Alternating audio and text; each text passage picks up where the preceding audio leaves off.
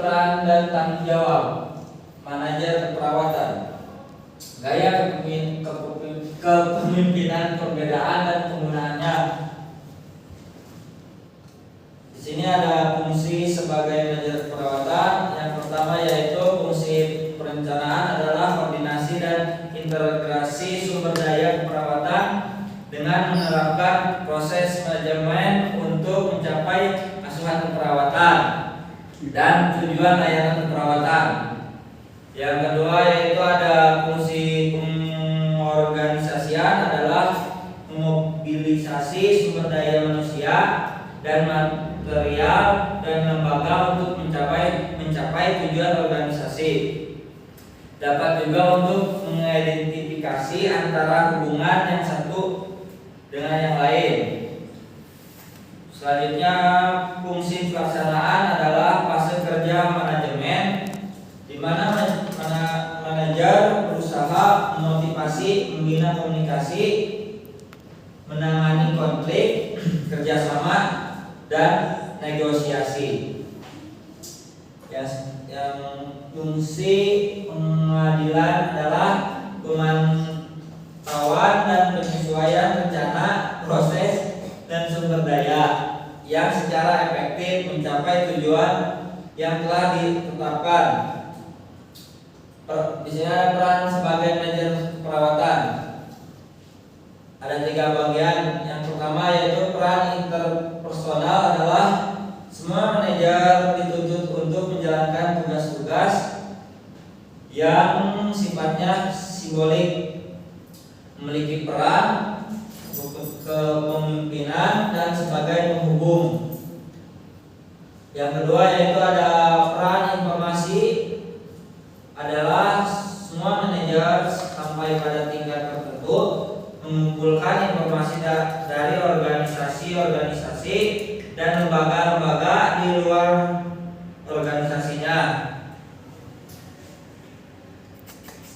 Bertindak sebagai penyalur informasi kepada anggota organisasinya dan menjadi juru bicara saat mereka mewakili organisasi menghadap pihak luar. Selanjutnya peran desisional adalah masukan dasar bagian pengambilan keputusan sesuai otoritas.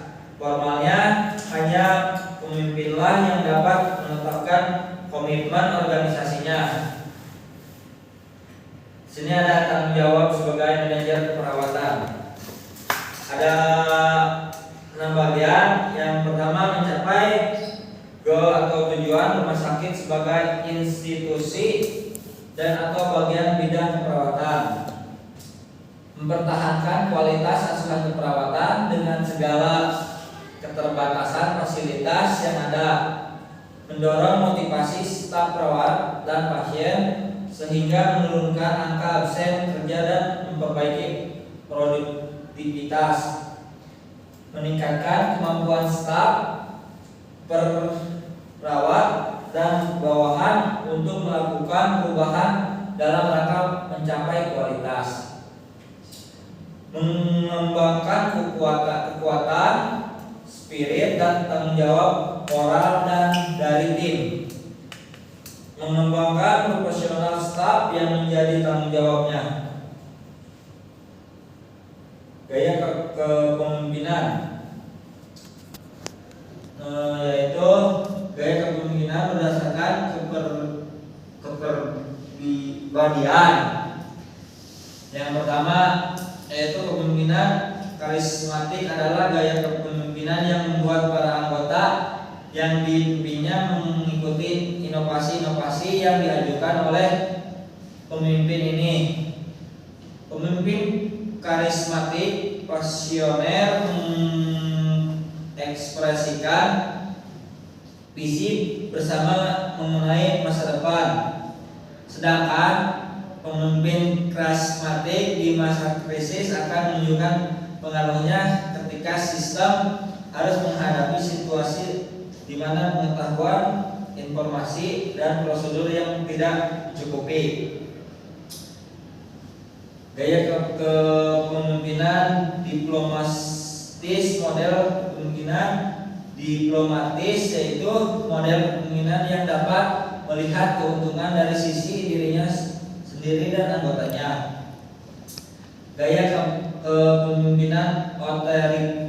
Tipe kepemimpinan otoriter disebut juga sebagai authoritarian, merupakan tipe pemimpin yang bertindak sebagai diktator terhadap para anggota kelompoknya. Gaya kepemimpinan moralis. Model kepemimpinan yang paling menghargai bawahannya selain pemimpin dengan kepribadian ini. Mereka hangat dan sopan kepada semua orang. Mereka memiliki empati yang tinggi terhadap permasalahan para bawahannya. Tipe kepemimpinan paternalistik. Tipe pemimpin seperti ini memiliki sikap seperti orang tua terhadap anaknya. Kepemimpinan paternalistik lebih diidentikan dengan kepemimpinan yang bersifat bahwa mereka menganggap bawahannya sebagai manusia yang belum dewasa.